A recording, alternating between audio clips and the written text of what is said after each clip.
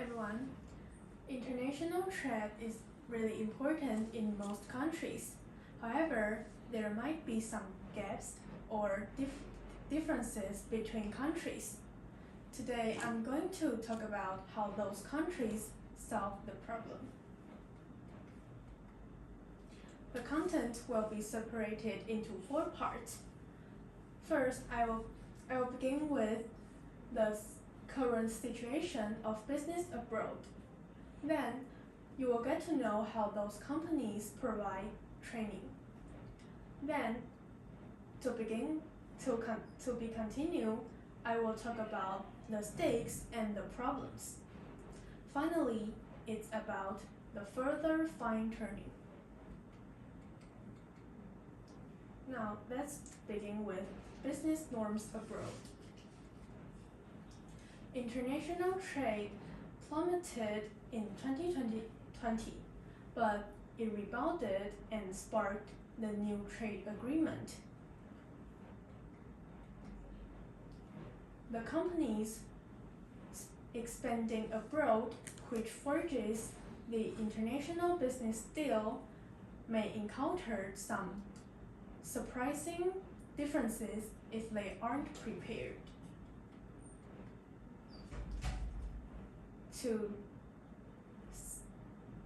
The company's leaders need to make sure that their team is well equipped to navigate those differences. Now, let's talk about how those companies train their workers. Some cultural differences are obvious. Some cultural differences between countries are obvious, such as different languages and laws. Others can be more subtle but also significant. Luckily, these differences are teachable.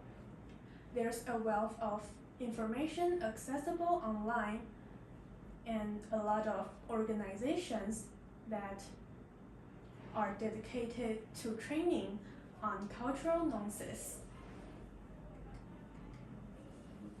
Armed with the knowledge, the business leaders and their team can better tailor the approach as they pursue the international expansion plans. For instance, if people negotiate in Japan, they would know that they should avoid the outright conflict. While in the Netherlands, where confrontation is encouraged, they would share more direct advices with each other.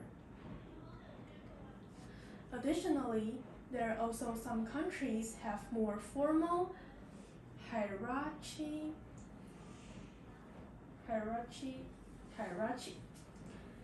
In South Korea, the distance between a subordinate and a manager is huge. But in the US, the workers can call their boss by their first name.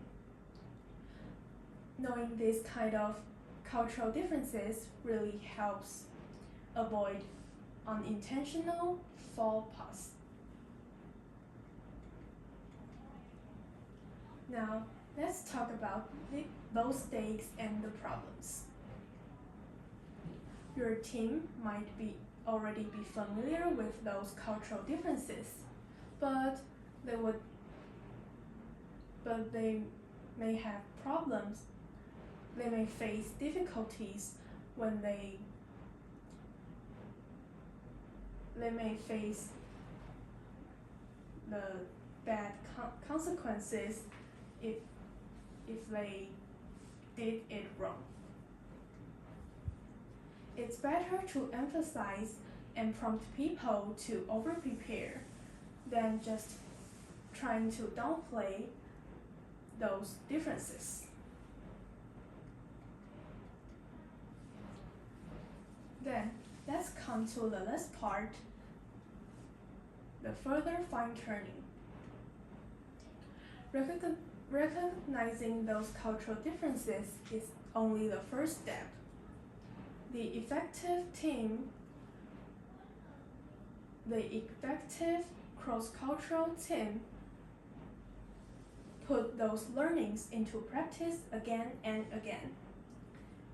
And some companies would also have some advisors or coaches to help do those things. After my introduction, we could know that it takes not only training, but we also need to know the stakes and do some fine-tuning to make the international trade better. That's all from me. Thank you.